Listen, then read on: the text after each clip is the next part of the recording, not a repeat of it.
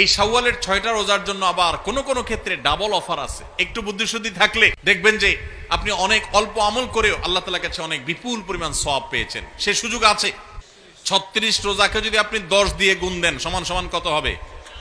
360। সারা বছরের হিসাব পাইছেন? সারা বছর রোজার সওয়াব দিবেন। শুধু রমজান রোজা রাখলে সারা বছর রোজার সওয়াব পাবেন না। আমাদের মা বোনদের একটা কমন প্রশ্ন আছে, অনেক ভাইদেরও কমন প্রশ্ন আছে, সেটা হলো যে কারোর যদি ভাঙতি রোজা থাকে, কাজা রোজা থাকে, যে গত রমজানে আপনি হয়তো অসুস্থতার কারণে 2টা রোজা রাখতে পারেন নাই, 4টা রোজা ভাঙা পড়ছে, কোনো মা বোন মাসিকের কারণে তার কয়টা রোজা, 7টা 8টা রোজা বা 10টা রোজা 5টা রোজা তার ভাঙতি পড়ছে, এই রোজাগুলো তিনি আগে রাখবেন নাকি শাওয়ালের 6 রোজা আগে রাখবেন? এটা হলো প্রশ্ন। যেই মাসে আমরা আছি শাওয়াল মাস, এই শাওয়ালের 6টা রোজা সম্পর্কে কিছু কথা না বললেই নয়। হাদিস আপনারা ইতিমধ্যে শুনেছেন।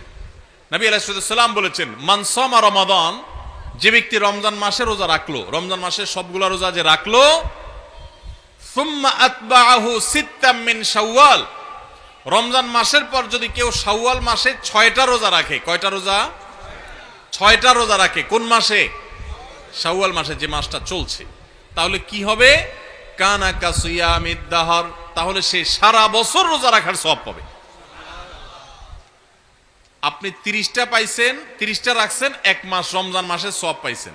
সাথে আর শুধু 6টা প্লাস করলে অফার হলো 12 মাস রোজা রাখলে যে পরিমাণ সওয়াব পাইতেন আপনার অ্যাকাউন্টে আল্লাহ সেই পরিমাণ সওয়াব জমা করে দিবেন।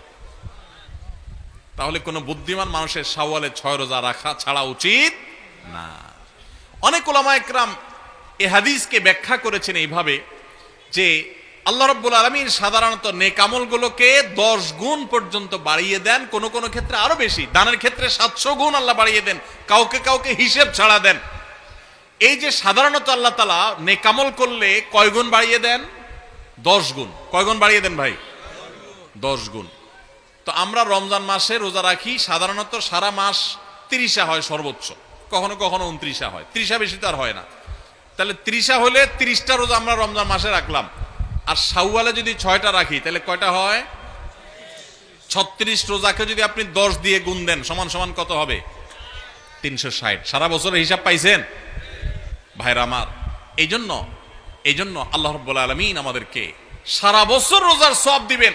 শুধু রমজান রোজা রাখলে সারা বছর রোজার সওয়াব পাবেন না।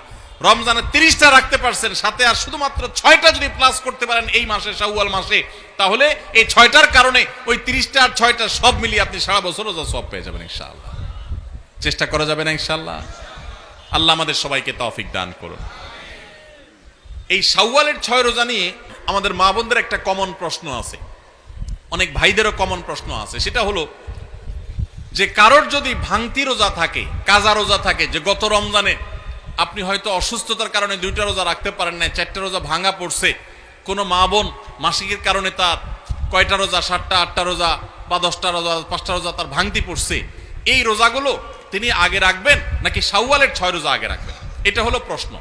এই প্রশ্নের উত্তর হলো অবশ্যই রমজানের রোজাগুলো আগে রেখে তারপরে শাওয়ালের 6 রোজা রাখতে পারলে বেশি উত্তম।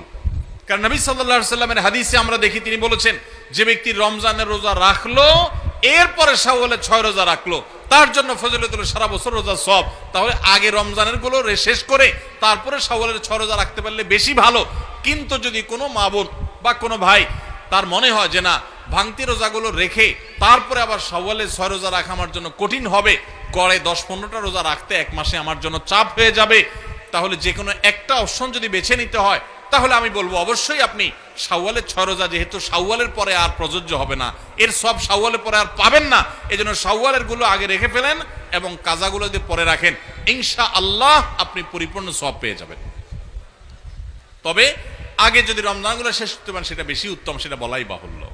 তাহলে শাওয়ালের 6টা রোজা রাখার চেষ্টা করবো তো ইনশাআল্লাহ। এই শাওয়ালের 6টা